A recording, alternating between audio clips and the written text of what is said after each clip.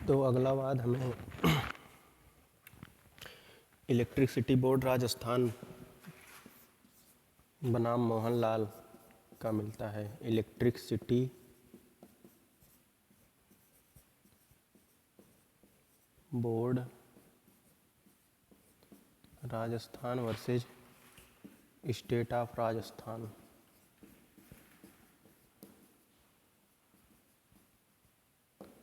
राजस्थान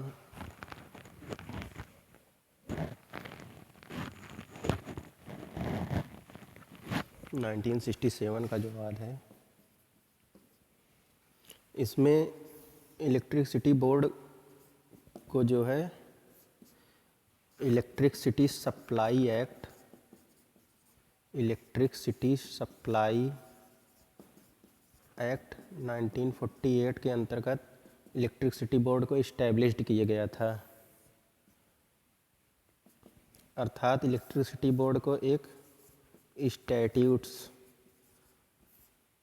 के अंतर्गत स्थापित किया गया था। इसमें कुछ एम्प्लॉय थे जिनको प्रमोट कर दिया गया, प्रमोशन दे दिया गया, लेकिन कुछ एम्प्लॉय को प्रमोट नहीं किया गया। तो जो जिनको प्रमोट नहीं किया गया वे इस डिस्क्रिमिनेटरी एक्शन, इलेक्ट्रिसिटी बोर्ड के डिस्क्रिमिनेटरी एक्शन के खिलाफ जब कोर्ट में गए तो इसमें इलेक्ट्रिसिटी बोर्ड ने यह पक्ष रखा कि इलेक्ट्रिसिटी बोर्ड कोई गवर्नमेंट या सॉवरेन फंक्शन परफॉर्म नहीं कर रही है तो यह स्टेट की परिभाषा के अंतर्गत नहीं आता। लेकिन कोर्ट ने यह कहा कि इलेक्ट्रिसिटी बोर्ड जो है इलेक्ट्रिसिटी सप्लाई एक्ट 1948 के अंतर्गत स्टैट्यूट बनाकर इसे स्थापित किया गया है, इसीलिए यह स्टेट की परिभाषा में आएगी। यह जरूरी नहीं कि वह गवर्नमेंट और सॉवरेन फंक्शन ही परफॉर्म करे। यदि अथॉरिटी, कोई भी अथॉरिटी जो पब्लिक नेचर के फंक्शन को परफॉर्म कर रही है वह भी स्टेट के अंतर्गत आएगी। तो इसमें इलेक्ट्रिसिटी बोर्ड को राज्य की परिभाषा के अंतर्गत माना गया। तो अगला वाद हमें सुखदेव सिंह बनाम भगत राम जो 1975 का वाद है। सुखदेव सिंह बनाम भगत राम।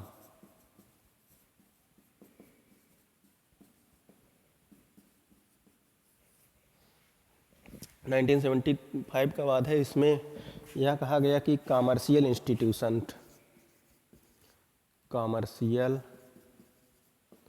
इंस्टीट्यूशन जो भी हैं, जैसे ONGC हो गया, LIC हो गया, ये सभी राज्य की परिभाषा में आएंगी। भले ही वह कोई गवर्नमेंट और सॉवरेन फंक्शन परफॉर्म नहीं कर रहे हैं, लेकिन ये कमर्शियल एक्टिविटी में इन्वॉल्व है और यह एक्टिविटी ये पब्लिक नेचर के फंक्शन को परफॉर्म कर रही हैं, पब्लिक एक्टिविटी कर रही हैं और इस पर गवर्नमेंट का नियंत्रण है। तो इस तरह इसमें माना गया कि कमर्शियल इंस्टीट्यूशन भी राज्य की परिभाषा के अंतर्गत आएंगी। फिर अगला वाद हमें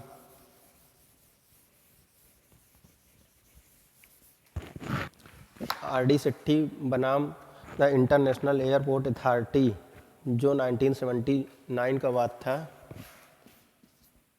RD सेट्टी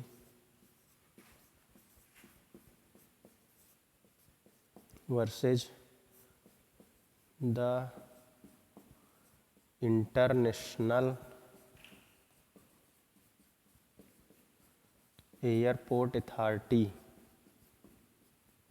1979। इसमें क्या था कि कुछ लोगों ने, इंटरनेशनल एयरपोर्ट अथॉरिटी ने टेंडर निकाला और इसमें कुछ लोगों ने टेंडर अप्लाई किया और इस टेंडर में RD सेट्टी ने भी अप्लाई किया, लेकिन कुछ डिस्क्रिमिनेटरी रीजन की वजह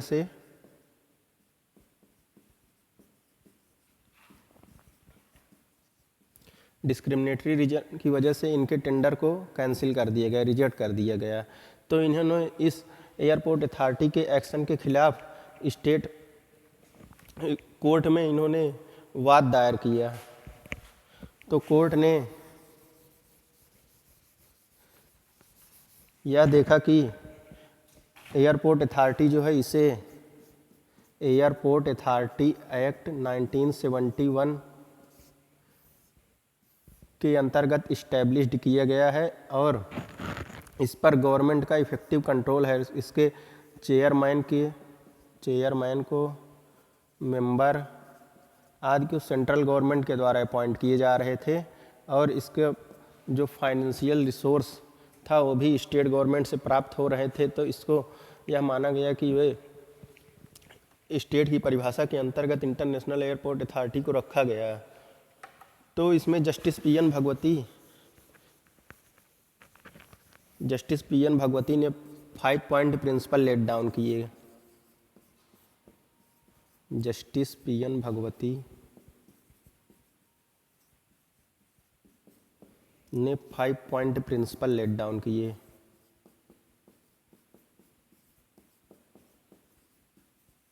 five point principles laid down किए जिससे कोई भी अथॉरिटी स्टेट है या नहीं उससे उस टेस्ट से यह जान सकता है कि यह अथॉरिटी स्टेट के अंतर्गत आएंगी या नहीं।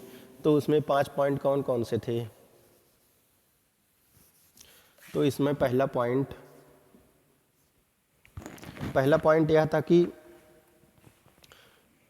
जो अथॉरिटी है उसके जो फाइनेंशियल रिसोर्सेज हैं उसे स्टेट की तरफ से प्राप्त हो रहे हों।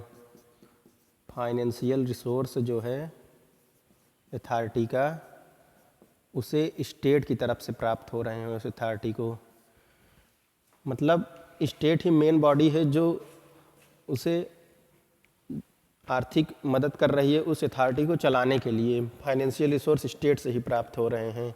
और दूसरा पॉइंट यह था कि उस अथॉरिटी पर स्टेट का डीप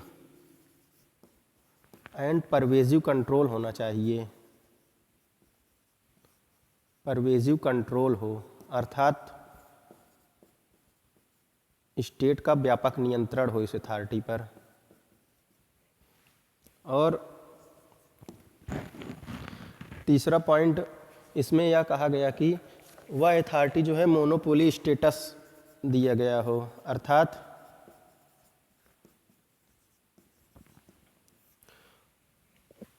वह अथॉरिटी जो फंक्शन परफॉर्म कर रही है वह कोई अन्य अथॉरिटी उस फंक्शन को परफॉर्म नहीं कर रही है। तो मोनोपोली स्टेटस दिया गया। और चौथा इसमें यह लेट डाउन किया गया कि जो अथॉरिटी फंक्शन परफॉर्म कर रही है वह पब्लिक नेचर या गवर्नमेंटल नेचर का है। अर्थात अथॉरिटी पब्लिक नेचर या गवर्नमेंटल नेचर के फंक्शन को परफॉर्म कर रही है। और पांचवा और लास्ट प्रिंसिपल में यह कहा गया कि प्रायर जब वह अथॉरिटी नहीं बनी थी तो गवर्नमेंट का कोई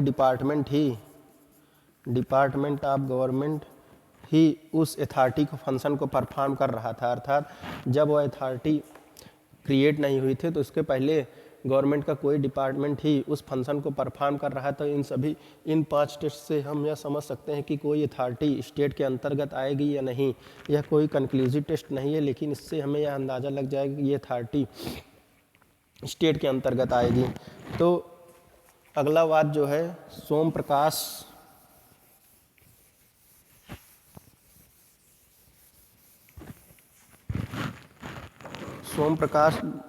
बनाम यूनियन ऑफ इंडिया 1989 का वाद है। 1981 का सोम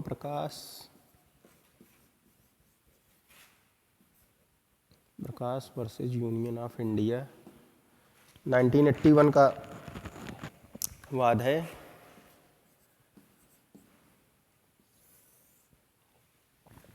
इसमें कोर्ट ने यह भी निर्धारित किया कि इसमें कोई बॉडी अथॉरिटी जो है स्टेट के अंतर्गत आएगी यदि वह पब्लिक फंक्शन परफॉर्म करे, भले ही वह कोई स्टेटरी बॉडी हो या नॉन स्टेटरी बॉडी हो। अर्थात संविधिक निकाय हो, कोई विधि के द्वारा उसे इस्टेब्लिश किया गया हो, या कोई नॉन स्टेटरी बॉडी हो, अगर वह पब्लिक नेचर के फंक्शन को परफॉर्म कर रही है तो स्टेट की परिभाषा के अंतर्गत उसे रखा जा सकता है। तो अगला पॉइंट हम यह समझते हैं कि क्या जुडिशरी न्यायपालिका, हमारी न्यायपालिका स्टेट के अंतर्गत आएगी या नहीं, राज्य की परिभाषा के अंतर्गत हमारी न्यायपालिका आती है नहीं। जुडिशरी स्टेट की परिभाषा में आएगी या नहीं।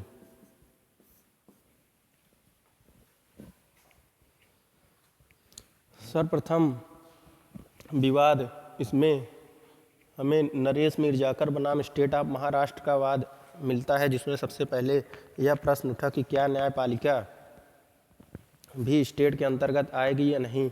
तो इसमें माननीय न्यायालय ने यह निर्धारित किया कि क्योंकि जुडिशरी के अगेंस्ट आर्टिकल 32 के अंतर्गत रिट, आर्टिकल 32 के अंतर्गत रिट नहीं इशू किया जा सकता,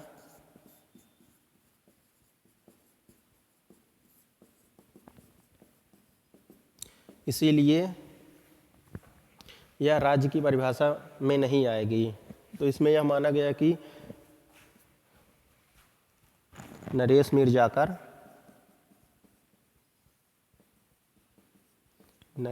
मीरजाकर बनाम state of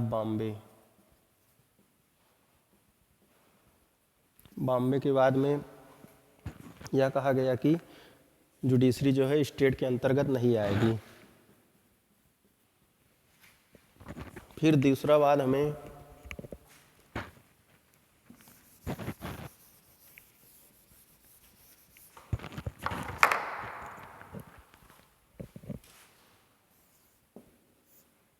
AR Antule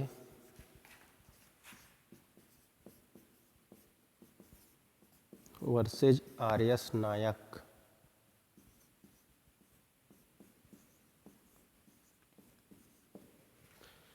AR Antule बनाम RS नायक जो 1988 का वाद है, इसमें सुप्रीम कोर्ट ने यह हेल्ड किया कि जुडिशरी जो है स्टेट के अंतर्गत आएगी, लेकिन इसमें इसके जुडिशियल आर्डर के खिलाफ रिट नहीं इशू की जा सकती। अर्थात जो हाई कोर्ट या कोर्ट जो आर्डर पास कर रहे हैं उसे उसके खिलाफ आर्टिकल 32 में नहीं जाया जा सकता। तो इसमें नरेश मीरजाकर के वाद को सुप्रीम कोर्ट ने ओवर रूल नहीं किया, अर्थात इसमें जुडिशरी को स्टेट माना, लेकिन इसके खिलाफ रिट पिटिशन नहीं इशू की जा सकती, रिट नहीं इशू किया जा सकता आर्टिकल 32 के अंतर्गत। तो तीसरा वाद हमें जो मिलता है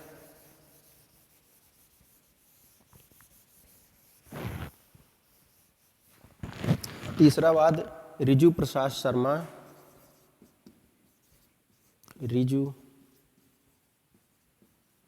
शर्मा बनाम state of Assam. State of Assam 2015 का वाद है। इसमें सुप्रीम कोर्ट ने कैटेगोरिकली डिफाइन किया कि न्यायपालिका कब राज्य के अंतर्गत आएगी और कब नहीं। तो इसे दो भागों में विभाजित किया, एक एडमिनिस्ट्रेटिव फंक्शन के अंतर्गत, एडमिनिस्ट्रेटिव फंक्शन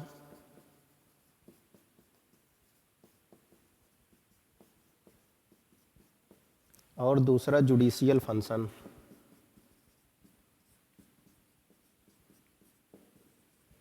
एडमिनिस्ट्रेटिव फंक्शन के अंतर्गत कौन कौन से कार्य आएंगे, जैसे जब कोर्ट अपने एम्प्लॉयज़ की नियुक्ति करती है, एम्प्लॉयज़ की अपॉइंटमेंट करती है या एग्ज़ाम कंडक्ट करवाती है, जैसे हाई कोर्ट जुडिशरी का एग्ज़ाम कंडक्ट करवाता है और सुप्रीम कोर्ट लॉ क्लर्क और भी जो एग्ज़ाम कंडक्ट करवाते हैं वे सभी जब एडमिनिस्ट्रेटिव फंक्शन परफॉर्म कर रही हैं तो वे स्टेट के अंतर्गत आएंगे, तो जुडिशरी भी स्टेट के अंतर्गत आएगी। लेकिन जब न्यायालय केस की सुनवाई कर रहा हो तो वह स्टेट की परिभाषा के अंतर्गत नहीं आएगी। अर्थात जब कोर्ट जुडिशियल फंक्शन परफॉर्म कर रहा है तो इसे राज्य की परिभाषा में नहीं रखा गया है। तो इस तरह हमें आर्टिकल 12 पढ़ने से यह पता लगता है कि कौन कौन सी अथॉरिटी जो है स्टेट के अंतर्गत आएंगी और कौन कौन सी नहीं, क्योंकि आर्टिकल 12 में जो स्टेट की परिभाषा दी गई है वो फंडामेंटल राइट के अंतर्गत दी गई है और इन्हीं के खिलाफ ही रिट इशू की जा सकती है। अर्थात स्टेट कोई ऐसा कार्य नहीं कर सकता जिससे जो अधिकार हमें जो मौलिक अधिकार प्राप्त हुए हैं भाग 3 में उनका वायलेशन हो। अर्थात स्टेट कोई ऐसा कानून नहीं बना सकता जिससे जो हमें 12 से 35 तक जो भी अधिकार मिले हुए हैं उनका वायलेशन करे। अगर स्टेट कोई ऐसा कोई भी कानून बनाता है जो फंडामेंटल राइट का वायलेशन करते हैं तो वे सभी कानून को सुप्रीम कोर्ट अंडर आर्टिकल 32 और हाई कोर्ट अंडर आर्टिकल 226 के अंतर्गत इस कानून को वाइड डिक्लेयर कर सकता है। इसको कोर्ट की जुडिशियल रिव्यू पावर भी कहते हैं। अर्थात जो एक्ट पार्लियामेंट के द्वारा लेजिस्लेट किया जाता है उसकी स्क्रूटनी जुडिशरी के द्वारा की जाती है कि पार्लियामेंट द्वारा बनाए गए कोई भी लॉ जो पास किया गया है वो कहीं फंडामेंटल राइट का वायलेशन नहीं कर रहा है। अगर फंडामेंटल राइट का वायलेशन करती है तो हमारे न्यायालय उस कानून को वाइड डिक्लेयर कर सकती हैं।